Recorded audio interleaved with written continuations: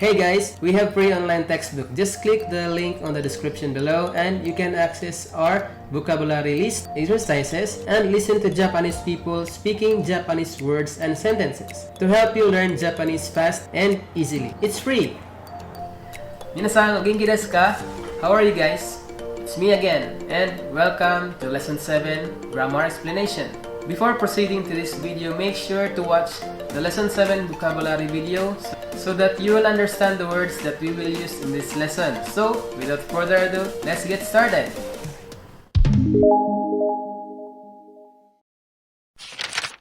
So, these are our topics for today. We're gonna learn another use of the particle de.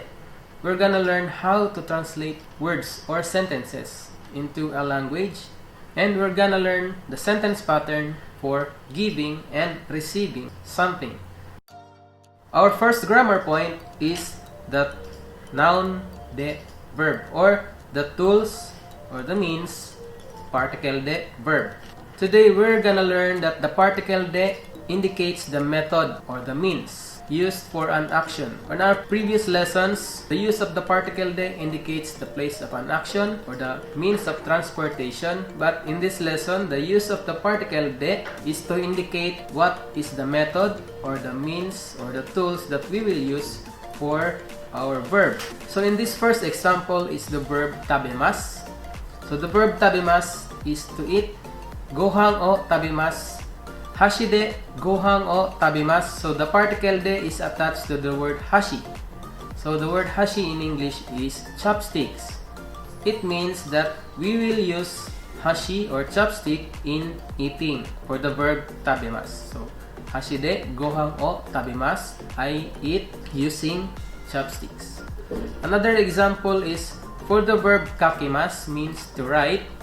So repoto o kakimasu. I write report. Then the method or the means to write the report is you will use the Nihongo or the Japanese language. So you will attach the particle de to the word Nihongo. So Nihongo de repoto o kakimasu. It means that you will write the report using the Japanese language. Or if you want to say that you will write the report using a computer, so pasokon de repoto o kakimasu. Another example is Nihonjin wa hashi de gohan o tabemasu. So the subject is the Nihonjin. So jin is attached to a country name. So Nihonjin, Japanese people or a person from Japan. So the Japanese people, so it's marked with the particle wa. Hashi de gohan o tabemasu. The Japanese people eat using hashi. Another example is Philippine wa spoon to fork de tabimasu. So the Filipinos eat using spoon and fork. So we attach the particle de to spoon to hoku. The interrogative nani de. So the tools or the method is an object like spoon, chopsticks. We will use the interrogative nani. Then the particle de. So nani de tabimasu ka? Philippine wa nani de tabimasu ka? So once again, we will answer the interrogative word, the nani de, with spoon to hoku de tabemasu. Another example is nani de ripoto o kakimashita ka? So the verb is in past tense, kakimashita. So what did you use to write your report? Nani de? So Nihongo de kakimashita. I wrote it in Japanese. Nihongo de. Our second grammar point. Word or sentence wa nani go de nan desu ka? So this sentence pattern, we will translate a word or a whole sentence into another language. For example, ohayo gozaimasu. Ohayo gozaimasu wa. So this is our subject. We will translate the word ohayo gozaimasu. So the language that we will use to translate that word is marked with the particle de. So once again, the particle de is used to indicate the means. So in this case, eigo de in English. Nan desu ka? So we will answer good morning desu. It's good morning. So you can create another sentence using this pattern. For example, you will say thank you. So thank you wa Nihongo de nan desu ka? Thank you wa Nihongo de nan desu ka? What is thank you in Japanese? So you will answer arigato desu. Arigato desu. Our third grammar point is person ni noun o agemasu. This noun is an object. So person ni, to that person, object o agemasu. So this sentence pattern is giving something to the person. So the person that receives or the recipient of the object is marked with the particle ni. The verbs agemasu, kashimasu, and oshiemasu indicate imparting things or information. So first, the verb agemasu means to give. So it indicates imparting things or giving something. Kashimasu in English means to lend. And oshiemasu means to teach. So you are imparting things or information. So the first example is watashi wa Maria-san ni hana o agemashita. The watashi wa is the doer of the verb. The verb is agemashita, I gave. Then the person or the recipient is marked by the particle ni. So Maria-san ni, it means Maria-san is the recipient. Hana o agemashita, I gave flowers. So the object is marked with the particle o. I gave flowers to Maria-san. So Maria-san ni hana o agemashita. Next example, Yamada-san ni presento o agemashita. Yamada-san ni presento o agemashita.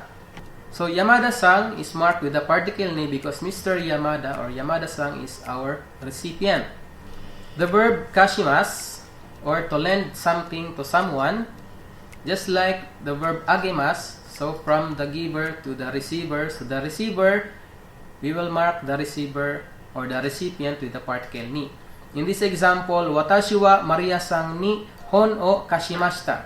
Watashi wa Maria-san ni hon o kashimashita. So the object is hon or book. So hon o kashimashita, I lent a book to Maria-san. So Maria-san ni, I lent Miss Maria a book. Next example is kino. So yesterday, it's in the past. Kino John-san ni keshigomu o kashimashita. I lent John-san my eraser yesterday. So the object is keshigomu. The last verb is oshiemasu. So oshiemasu is to teach. So just like the verb agemasu and kashimasu, it is imparting something or imparting an information from one person to another. So we will use the particle ni to indicate the recipient. In this case, the recipient of the information. So watashi wa Maria-san ni Nihongo o oshiemasu.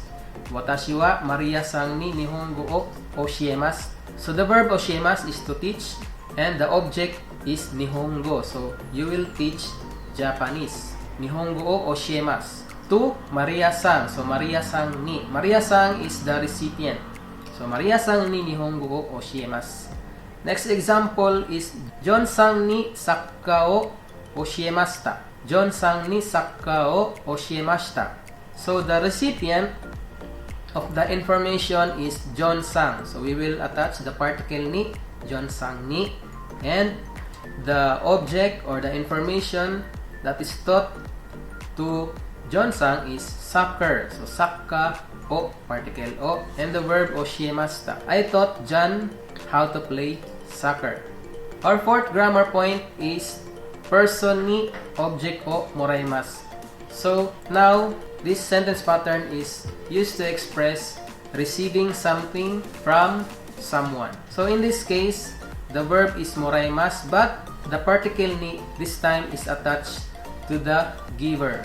So the verbs moraimasu, karimasu, and naraimasu indicate receiving something or receiving an information from someone. So it's the opposite of the verbs agemasu, kashimasu, and oshiemasu. So the opposite of the verb agemasu is moraimasu, to receive. So watashi wa Yamada-san ni presento o moraimashita. Watashi wa I, then moraimashita, I received presento o, I received a present. So, from Yamada-san ni. Another example is, Maria-san ni chokoreto o moraimashita. Maria-san ni chokoreto o moraimashita. So, the verb is moraimashita, I received. Chokoreto o, a chocolate. I received a chocolate from Maria-san. Maria-san ni. So, don't be confused. The recipient is marked with the particle ni. And in moraimashita, the person or the giver is also marked with the particle ni. Now, another verb, the verb karimasu, is to borrow. So, it is the opposite of the verb kashimasu, to lend. So, now, karimasu is to borrow.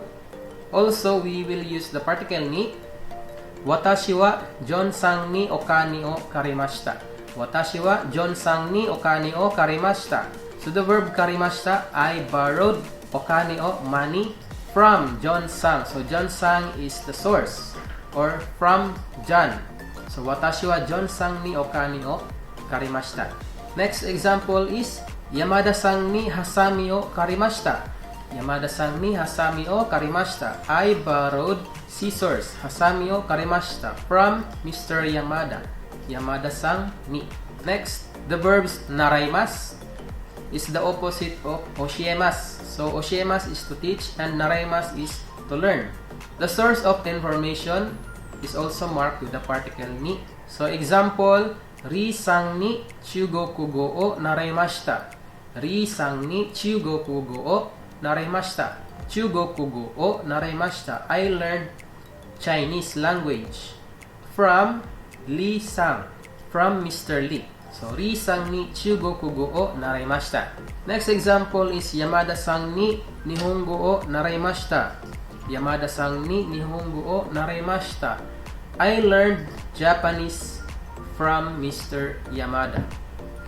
With the verbs moraimasu and karimasu, so moraimasu means to receive and karimasu means to borrow, kara can be used instead of the particle ni when receiving something from an organization. So, instead of receiving something from someone, you receive something from a group or from an organization. It's either a company or a school or a group of people. So, let's look at the examples. Watashi wa kaisha kara hana o moraimashita. I received. Watashi wa moraimashita. I received flowers. So, watashi wa hana o moraimashita. So, the source is the company, kaisha. So, we will use kara instead of the particle ni. So, remember the difference between particle ni and kara with the verbs moraimashita. So, kaisha is an organization. It's a company. So, we will use the particle kara. Next example is, watashi wa gakko kara tegami o moraimashita. So, I received a letter. Watashi wa tegami o moraimashita from the school. So, gakko kara instead of the particle ni. Next example is, watashi wa ginko kara okani o karimashita. So, I borrowed. So, watashi wa okani o karimashita. I borrowed money from the bank. Ginko kara instead of the particle ni. Our fifth grammar point is mo, verb mashita. Mo, verb mashita. Mo is used with the past tense of the verb, and this means that the action denoted by the verb is already done or finished, or it has been completed. So, in this example, mo nimotsu o okorimashita ka? So, he is asking, have you sent the package already? So, if we remove mo, so nimotsu o okorimashita ka, did you send the package? And we attach the mo nimotsu o okorimashita ka? Have you sent the package already? Then he answered, Hai, mo okorimashita. Yes, I already sent it. So, mo okorimashita. It means that he completed, or the verb is already done. So, the verb is okorimasu, to send, or the negative or the opposite of already is not yet. So, iie mada desu. So, there are two answers. Mo nimotsu okorimashita ka? Have you sent the package already? The first answer is yes, はい、もう起こりました。Yes, I already did. And the second answer is no, いいえ、まだです。So まだです means not yet. Another example is もう昼ご飯を食べましたか? Did you have lunch yet? So first answer is はい、もう食べました。Yes, I already have. And second answer is いいえ. So it's yes or no. いいえ、まだです。No, not yet. So も basically expresses that an action denoted by the verb is already done or has been completed already. And our last grammar point is omission of particles. In Japanese sentences, some particles can be omitted. So particles are often omitted when the relationship between parts of speech are obvious. So there are cases that some particles can be omitted if the object of the verb is obvious. So in this example, コーヒーを飲みましょう。コーヒーを飲みましょう。If we remove the particle を、コーヒー飲みましょう。So the verb 飲みます is to drink and コーヒー in English is coffee. So the relationship between the verb 飲みます and コーヒー is obvious. You drink coffee. And next example is このケーキは美味しいですね。So the relationship between the words このケーキ, this cake, and the adjective 美味しい is obvious that the word 美味しい describes this cake. So you can omit the particle は。このケーキ美味しいですね。So remember that when omitting particles, make sure that the relationship between words are obvious. Okay? So let's have a short recap for today's topics. We learned that another use of the particle de is the tools or the means that is used for the action denoted by the verb. And number 2, we learned how to translate a word or a sentence into another language. Number 3 and 4 is giving something and receiving something from a person. The agemasu and moraimasu. Number 5 is the mo verb mashita. Number 6 is the omission of particles. So that's all for today, guys. Make sure to check our online textbook for more exercises about today's lesson. So, minasan, gambatte ne! Minasan, kyo no lesson wa ikaga deshita ka? I hope you learned a lot in today's lesson. If you have questions, you can leave a comment below, and also you can follow me on my Instagram account. Please subscribe to our channel and hit that notification bell so you won't miss our future lessons. Dewa, mata ne. Bye-bye. Hey guys, what's up? My name is Ben. Thank you so much for watching this video. Please hit the like button and leave us a comment down below. And if you want to learn more Nihongo, click the subscribe button and click the bell to be notified whenever we upload a new videos. And if you want to know more about MANABU, just follow their page on Facebook and Instagram. Alright, see you on the next one. Ja, mata ne!